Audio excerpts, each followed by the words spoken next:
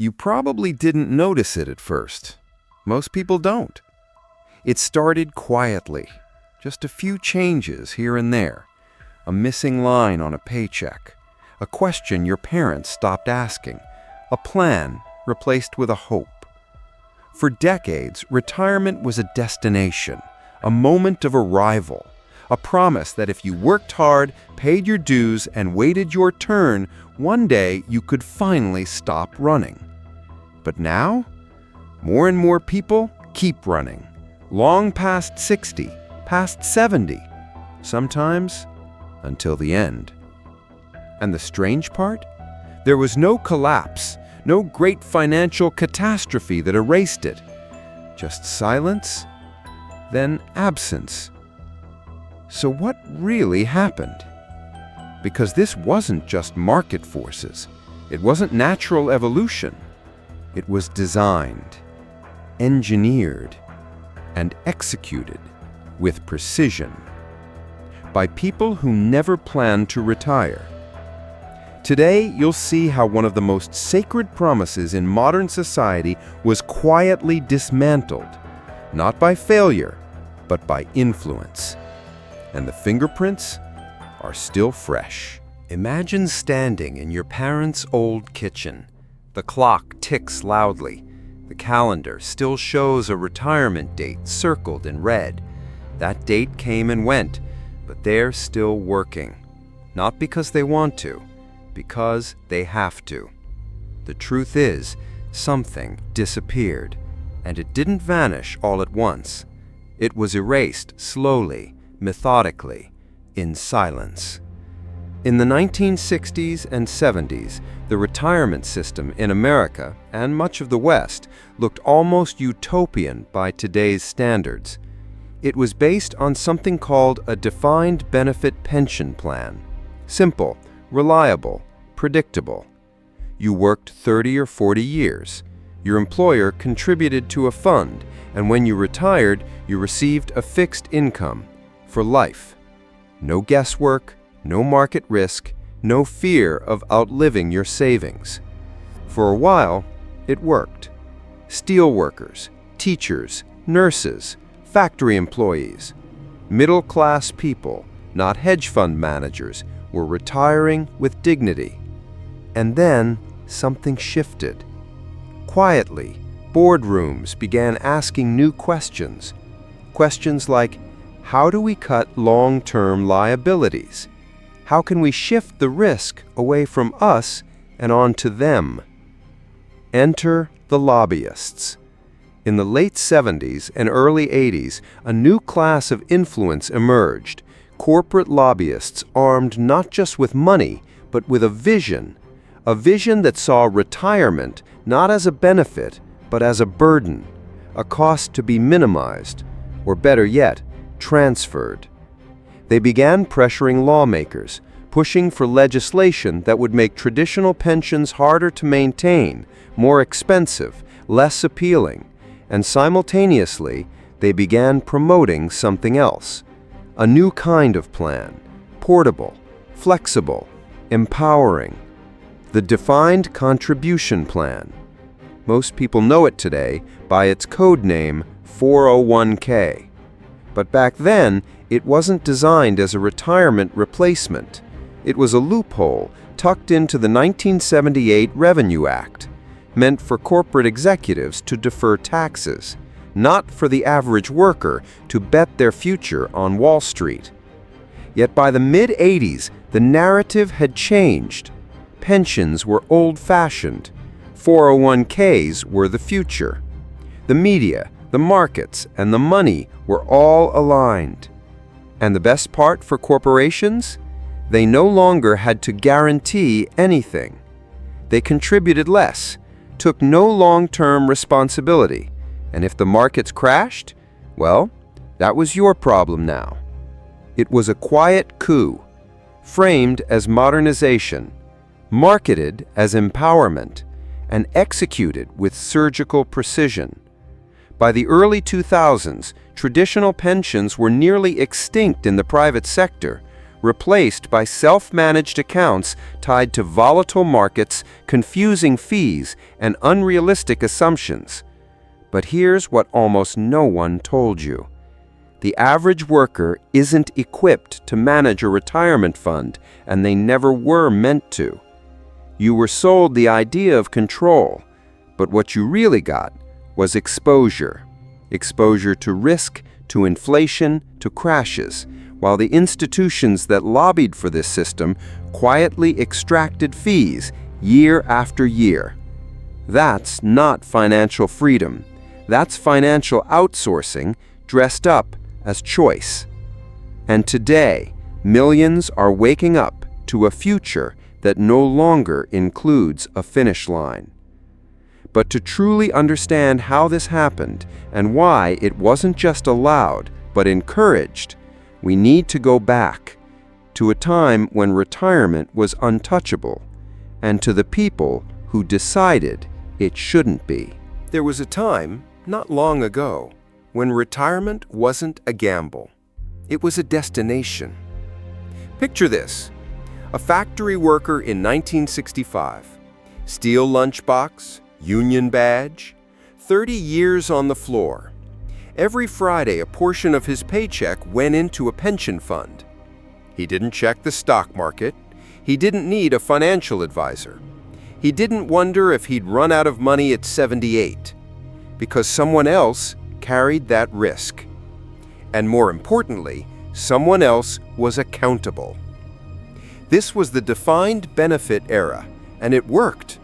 Not just for the elite, for millions of middle-class workers across America, Europe, and beyond. By the early 1980s, nearly 60% of private sector employees in the U.S. were covered by a traditional pension. They could project with near certainty what they'd earn in retirement. And because that system was built on collective funding and long-term stability, it rewarded loyalty, longevity, and consistency. Corporations had entire departments dedicated to managing these obligations. Unions negotiated fiercely to preserve them. And society at large treated retirement as a right earned through labor, not a privilege to be purchased. But there was a problem. Not with the system, with who benefited from it. You see, pensions were boring. They didn't generate huge profits for Wall Street. They didn't require complex financial products or exotic derivatives. They were, by design, stable, and that made them dangerous. Dangerous to a rising generation of financial firms, consultants, and corporate strategists who saw billions in locked-up capital and wondered, what if that money could move? What if we could unlock it and profit from it? They didn't want to destroy pensions overnight. They wanted to make them obsolete. And they knew exactly how to start, with perception. By the late 70s, think tanks and business coalitions began pushing a new narrative. Pensions were too expensive, too rigid, too generous. They planted articles, funded studies, whispered in the ears of lawmakers and media executives. And slowly, the public began to doubt what had once felt guaranteed.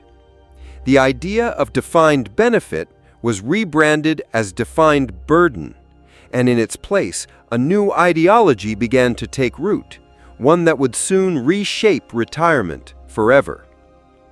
But the attack wasn't random. It was coordinated, and it was just beginning.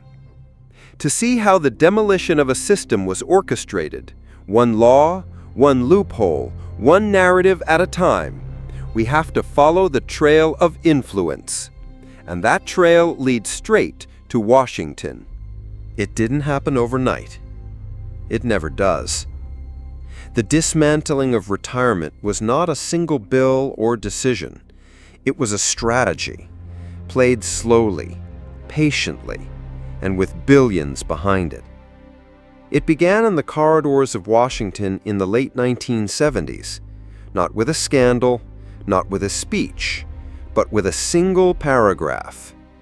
Section 401K of the Revenue Act of 1978, a small tax provision written for executives to defer income, barely noticed until a man named Ted Benna, a benefits consultant, realized it could be used differently. By 1981, under the Reagan administration, the IRS approved its use for ordinary workers, and what was once a technical clause became a weapon. Corporations saw it instantly. This wasn't just a new plan, it was a way out. No more guaranteed pensions, no more long-term liabilities, no more commitment. They could offer a 401k, match a sliver of contributions, and walk away from the rest. And the lobbying machine kicked in. From the Business Roundtable to the U.S. Chamber of Commerce, corporate lobbyists poured money into political campaigns, think tanks, and regulatory bodies. They funded research that painted pensions as unsustainable. They backed politicians who promised flexibility and modernization. They shaped the very language of the debate. The word guaranteed was replaced with optional. Security became risk-sharing, and retirement became self-reliance. Behind the scenes, they lobbied for tax incentives that favored 401ks. They resisted legislation that would protect pensions. They influenced accounting rules that made defined benefit plans look like liabilities on balance sheets. And as the decades passed, their efforts worked. Pension plans didn't fail, they were abandoned, one by one. From 1985 to today, the number of private sector workers with traditional pensions dropped by over 80%. But here's what made this lobbying effort so effective. They didn't just change the laws, they changed the expectations. An entire generation grew up believing retirement was something you invest for, not something you earn. The risk, once held by institutions, was now on individuals. And if your retirement failed, it wasn't the system's fault, it was yours. That shift from collective responsibility to personal burden wasn't cultural, it was engineered by design, by lobbyists. And while workers adjusted their dreams, Wall Street adjusted their forecasts upward, because every dollar removed from a guaranteed pension was a dollar now in motion, now fee-generating, now theirs. But the most brilliant part of this transformation wasn't in what they destroyed, it was in what they offered to replace it. And that brings us to the most seductive illusion of all. It was marketed as liberation. No more waiting, no more dependence on your employer, just you, your paycheck, and the power to build your own future. That was the promise of the 401k, a sleek, modern alternative to a burdensome pension. Flexible, portable, empowering, a revolution. But underneath the branding was a quiet trade-off. Because while pensions provided certainty, the 401k handed you a question mark. A retirement fund once guaranteed by your employer and protected from market chaos was now entirely your responsibility. Your job, your discipline, your timing, your risk. You became the investor, the strategist, the risk manager, whether you were ready or not. And Wall Street was more than ready. 401ks unlocked a multi-trillion-dollar pipeline of steady capital flowing directly into mutual funds, ETFs, annuities. And every dollar in motion generates fees. Entry fees, exit fees, management fees, administrative fees. Most buried deep in paperwork that few ever read, even fewer understand. But they add up. According to the Department of Labor, A 1 percentage point fee difference can eat away over 28% of your retirement savings over time. Multiply that by a working lifetime, and you're looking at 6 figures quietly drained. Not through fraud, not through theft, through design. And the architects? Some of the largest financial firms on earth. In 2006, the Pension Protection Act cemented 401ks as the default option in many workplaces. Automatic enrollment, default contribution levels, pre-selected fund packages. It sounded like progress, until you realized who was behind it. BlackRock, Fidelity, Vanguard. Firms that don't just manage retirement money, they helped shape the laws that govern it. They positioned themselves as neutral stewards, but make no mistake, they profit no matter what happens to your portfolio, whether your account grows or vanishes in a downturn. And that downturn always comes. The 2008 crash wiped out over $2 trillion in retirement savings. Millions had to delay retirement. Some never recovered. But the fund managers? They kept collecting fees because your risk is personal. Theirs is institutionalized. And the worst part? Even if you do everything right, save early, invest wisely, diversify, there's still no guarantee. 401ks are exposed to inflation, to interest rate shifts, to algorithmic sell-offs, to corporate defaults halfway around the world. That's not control, that's exposure. But by the time the public realized the limits of this freedom, the old system was already gone. Pensions had been gutted, Social Security under strain, collective support replaced by individual burden. And most people, they still believed the problem was them. I should have saved more. I should have known better. I should have planned differently. But no one told them the real truth. You weren't supposed to win this game, not when the rules were written without you in the room. And while you were planning your retirement, someone else was planning their return. It starts quietly. A postponed vacation, a second job at 65, a parent who moves in because their savings ran out. You won't see headlines about this crisis because it doesn't explode, it bleeds. Today, the average American approaching retirement has around $88,000 saved. That's not a decade of income, that's barely 2 years. And yet, the illusion persists that retirement is a personal problem, that if you worked harder, saved more, invested smarter, it would have worked out. But the truth is harder to swallow, because this wasn't just personal, it was systemic. And now the cost is everywhere. Delayed retirements mean fewer jobs for younger workers, older adults staying in physically demanding roles longer than their bodies can handle, a growing dependence on government programs that were never designed to carry this weight. And beyond the numbers, there's something deeper. The erosion of something fundamental. Trust. Trust that the system was built to support you. Trust that decades of work would mean something. Trust that the finish line was real. But when retirement becomes a privilege and financial stability a moving target, something changes in a society. Dreams shrink. Risk tolerance drops.